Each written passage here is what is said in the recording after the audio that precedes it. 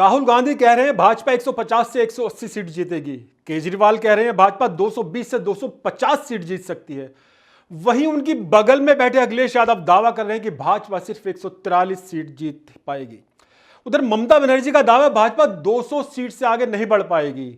ये उदाहरण है इस लोकसभा चुनाव में भाजपा के खिलाफ या कहेंगे प्रधानमंत्री नरेंद्र मोदी के खिलाफ विपक्षी गठबंधन की एकता का, जिसमें विपक्षी नेता इस बात पर भी एकमत नहीं है कि भाजपा को कितनी सीट मिल सकती है। मैं इस एपिसोड में आपको बताऊंगा कि कहां तक पहुंच सकता है भारतीय जनता पार्टी का आंकड़ा। मित्रों, आगे बढ़ने से पहले आपसे निवेदन है कि अगर आपने हमारे इस चैनल को अभी तक सब्सक्राइब नहीं किया है तो कृपया सब्सक्राइब जरूर कीजिएगा। नमस्कार दोस्तों, वीवीआईपी न्यूज के इस नए एपिसोड में एक बार फिर से मैं राज कौशिक आपका स्वागत करता हूं, आपको प्रणाम करता हूं। मित्रों, लोकसभा चुनाव अंतिम चरण में है और 4 जून को परिणाम आने वाले हैं। भाजपा अब की बार 400 के पार नारे के साथ इस चुनाव में गई थी। इस नारे के बाद कई दिनों तक तमाम विपक्षी नेता यह दावा करते हमें दिखाई दिए कि चाहे कुछ भी हो जाए लेकिन भाजपा 400 के पार नहीं जाएगी। तमाम टीवी डिबेट्स में भाजपा के प्रवक्ता कहते थे कि हम इस तरह से 400 के पार पहुंच जाएंगे, जबकि विपक्षी दलों के प्रवक्ता कहते थे चाहे कुछ भी हो जाए आप 400 के पार नहीं जा सकते। कुल मिलाकर पहले 2 चरण के दौरान तमाम विपक्षी दल इसी बात में उलझे रहे कि भाजपा 400 के पार नहीं जाएगी। उन्हें समझ ही नहीं आया कि वो क्या कर रहे हैं। दोस्तों, निश्चित रूप से यह प्रधानमंत्री नरेंद्र मोदी की एक रणनीति थी जिसका खुलासा उन्होंने हाल ही में एक टीवी चैनल के साथ बातचीत में किया है। 400 पर आखिरकार स्थिति क्या हुई? इन सबको कहना यह पड़ रहा है कि 400 पार नहीं हो सकती। ऑपोजिशन क्या कहता है?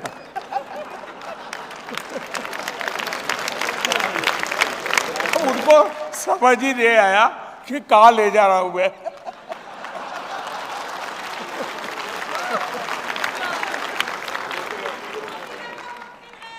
तीन चरण के बाद किसी ने उनको कहा कि आप पूरा कैंपेन ये लड़ रहे हो कि मोदी 400 पार जाएगा कि नहीं जाएगा।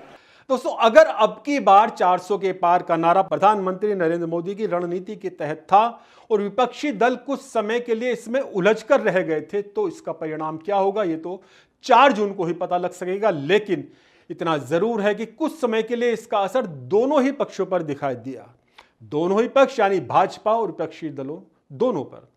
भाजपा के लोग पहले 2 राउंड के चुनाव में जहां अति विश्वास से भरे दिखाई दिए और वोट डालने के लिए घरों से नहीं निकले, वहीं दूसरी तरफ भी ये मानते हुए निराशा ही दिखाई दी कि मोदी तो भारी बहुमत के साथ सत्ता में आ ही रहे हैं, हमारे वोट डालने से भी वो रुकने वाले नहीं हैं।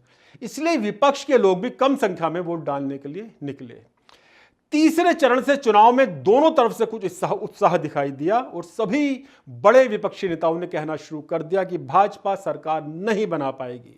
भाजपा को कितनी सीट मिलेगी इसे लेकर सबने अपने अपने दावे शुरू कर दिए। लेकिन विपक्षी एकता की तरह इन दावों में भी कहीं सामंजस्य दिखाई नहीं दिया। अब आइए नजर डालते हैं इन विपक्षी नेताओं के दावों पर। राहुल गांधी का कहना है कि पहले वो भाजपा की 180 सीट मानते थे, लेकिन अब उन्हें लग रहा है बीजेपी 150 तक भी नहीं पहुंच पाएगी। बीजेपी को मुझे लग रहा था 15-20 दिन पहले कि 180 से 180 तक जाएंगे, अब मुझे लग रहा है 150 तक जाएंगे। हर स्टेट में हमें रिपोर्ट मिल रही है कि हमारा चुनाव इम्प्रूव कर रहा है और अंडर करंट है। जहाँ तक गठबंधन की बात है, यूपी गठबंधन की बात है, बड़ा पावरफुल गठबंधन है और बहुत अच्छा परफॉर्मेंस होगा हमारा उत्तर प्रदेश में। दोस्तों, सबसे ज्यादा रोचक मामला दिल्ली के मुख्यमंत्री अरविंद केजरीवाल और समाजवादी पार्टी के अध्यक्ष अखिलेश यादव का है। लखनऊ में संयुक्त प्रेस कॉन्फ्रेंस में दोनों एक दूसरे की बगल में बैठे हुए थे और पत्रकारों से बात करते हुए दोनों ने ही सीटों में इतना ज्यादा अंतर बताया है कि समझना मुश्किल है आखिर लोगों की गणना क्या है। केजरीवाल ने जहां कहा कि वो पहले भाजपा की 250 सीट मान रहे थे लेकिन अब 220 सीट ही मानकर चल रहे हैं, वहीं अखिलेश यादव का कहना था कि भाजपा 143 सीट ही जीत पाएगी। पूरे देश भर से अब जो ट्रेंड आ रहे हैं वो ट्रेंड ये दिखाते हैं कि भारतीय जनता पार्टी को 250 से भी नीचे, मेरे हिसाब से 220 के आसपास, 3-4 दिन पहले भी मैंने कहा था 220 से कम सीटें इनकी आती हुई नजर आ रही हैं। भारतीय जनता पार्टी जो 400 पार का नारा दे रहे थे, अब समझ में आया है 4 चरणों के बाद वो बात तो ठीक है कि आरक्षण पे सबसे पहले हमला करेंगे, लेकिन 400 पार नारा इसीलिए दे रहे हैं कि 543 में 400 के बाद वो सीटें देख रहे हैं, तो वो केवल 143 बन रही हैं। मित्रों, अखिलेश यादव समाजवादी पार्टी के अध्यक्ष और उत्तर प्रदेश के मुख्यमंत्री रह चुके हैं, लेकिन जो गणित उन्होंने लगाया उसे सुनकर बच्चे भी हंस रहे हैं। उन्होंने कहा है कि 400 पार का मतलब यह है कि 543 में से 400 निकाल दो और बाकी बची हुई 143 सीट भाजपा की है। इस तरह के बचकाना बयान की उम्मीद कम से कम अखिलेश यादव से तो नहीं की जा सकती, लेकिन उन्होंने इससे भी ज्यादा बचकाना बयान देकर सबको हैरत में डाल दिया जब उन्होंने कहा कि उत्तर प्रदेश की 80 में से 79 सीट विपक्षी गठबंधन जीत रहा है और केवल एक सीट पर ही भाजपा टक्कर में है। 80 सीटों में एक में लड़ाई है, एक में लड़ाई चल रही है, बाकी 79 सीटें इंडिया गठबंधन जीत रहा है। अखिलेश यादव का यह बयान सुनकर आप समझ ही गए होंगे कि इससे ज्यादा बचकाना बयान दूसरा नहीं हो सकता। अगर भाजपा उत्तर प्रदेश में 80 में से 79 सीट हार रही है तो विपक्षी गठबंधन को ताल ठोक कर कहना चाहिए कि 543 में से 500 सीट वो जीत रहे हैं। लेकिन दोस्तों, ऐसा होता हुआ दूर दूर तक दिखाई नहीं पड़ रहा। विपक्षी नेताओं के इन आंकड़ों से अलग ममता बनर्जी ने एक अलग ही संख्या भाजपा की सीटों की बताई है। यह संख्या 200 की है। ममता बनर्जी का दावा है कि भाजपा 200 सीट से आगे नहीं बढ़ पाएगी। ताते 195 থেকে 200 এর মধ্যে বিজেপি বড় জোর হলে থাকতে পারে, আর ইন্ডিয়া জোট পাবে 295 থেকে 315।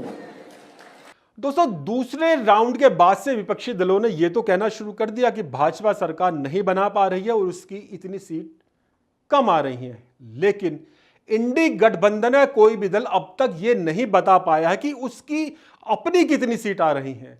राहुल गांधी या कांग्रेस के किसी नेता का एक बयान यह नहीं आया कि कांग्रेस इतनी सीटों पर चुनाव लड़ रही है और इतनी सीट वो जीत जाएगी। अखिलेश यादव ने एक बार भी नहीं कहा कि समाजवादी पार्टी कितनी सीट जीत रही है। यही हाल लालू की पार्टी और तेजस्वी यादव का है। उन्होंने भी जानकारी नहीं दी है कि कितनी सीटों पर लालटेन जलने जा रही है। ममता बनर्जी ने भी अपना आंकड़ा नहीं बताया है।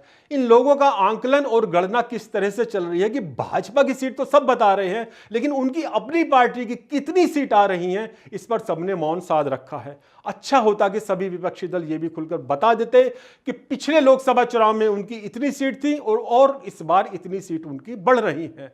अगर आप भाजपा की सीटों की गणना कर सकते हैं तो निश्चित रूप से आप में इतनी भी क्षमता होगी कि आप अपनी भी सीट बता सकें, लेकिन अब तक किसी भी विपक्षी दल ने अपनी सीटों के बारे में कोई जानकारी नहीं दी है। बहुत छोटी सी बात है, अगर भाजपा की सीट 303 से घटकर 143, 180, 200 या 220 हो रही है तो आप में से किसकी सीट कितनी बढ़ रही है यह भी जानकारी दी जानी चाहिए, लेकिन अपनी सीटों की संख्या बताने की हिम्मत कोई भी विपक्षी दल नहीं जुटा पा रहा है। दोस्तों, भारतीय जनता पार्टी मौजूदा लोकसभा चुनाव में कितनी सीट जीत सकती है इसका आकलन करने से पहले कुछ बातों पर आपको भी विचार करना जरूरी हो जाता है। पहली बात यह है कि भाजपा चुनाव को प्रधानमंत्री नरेंद्र मोदी को तीसरी बार प्रधानमंत्री बनाने के नाम पर लड़ रही है। क्या आपको अपने अंदर, अपने मित्रों के अंदर, अपने परिजनों के अंदर या आम जनता के बीच में कोई ऐसी भावना दिखाई दे रही है कि वो नरेंद्र मोदी के किसी कृत्य की वजह से इतने नाराज हो चुके हैं कि नरेंद्र मोदी को सबक सिखाना चाहते हैं? विपक्षी दलों के नेताओं के बयानों के अलावा नरेंद्र मोदी के खिलाफ क्या ऐसी लहर जनता में कहीं दिखाई दे रही है? दूसरी बात, अगर कोई नरेंद्र मोदी से बहुत ज्यादा संतुष्ट भी नहीं है तो क्या उन्हें देश में कोई नरेंद्र मोदी से बहुत अच्छा नेता दिखाई दे रहा है जो उनकी अपेक्षा को पूरा कर सकता है? क्या राहुल गांधी, केजरीवाल, अखिलेश यादव, ममता बनर्जी, तेजस्वी यादव को आप इस श्रेणी में रख सकते हैं कि वो नरेंद्र मोदी से अच्छे प्रधानमंत्री साबित होंगे? इन दोनों बातों का जवाब मित्रों मैं नहीं दे रहा, आप खुद ही सोचेंगे तो किसी ना किसी नतीजे पर जरूर पहुंच जाएंगे। अब थोड़े दूसरे तरीके से भी इस विषय पर चर्चा करते हैं। तमाम राजनीतिक विश्लेषक ये मान रहे हैं कि इस बार भाजपा का प्रदर्शन दक्षिण और पूर्व के राज्यों में पहले से अच्छा रहेगा। इस क्षेत्र में पश्चिम बंगाल, उड़ीसा, तेलंगाना, तमिलनाडु, कर्नाटक, आंध्र प्रदेश, केरल आदि राज्य आते हैं। इन राज्यों में लोकसभा सीटों की संख्या 225 है, जिसमें से लगभग 50 सीटें भाजपा के पास हैं। यानी विश्लेषक मान रहे हैं और हम भी मान रहे हैं कि इस बार भाजपा की सीट 50 से कहीं आगे बढ़ेंगे। अब आता है दूसरा क्षेत्र जिसको हम उत्तर पश्चिम कह सकते हैं। यहां कई राज्यों में भाजपा की 100% सीटें हैं, जिन्हें मिलाकर कुल सीटों की संख्या लगभग 250 है।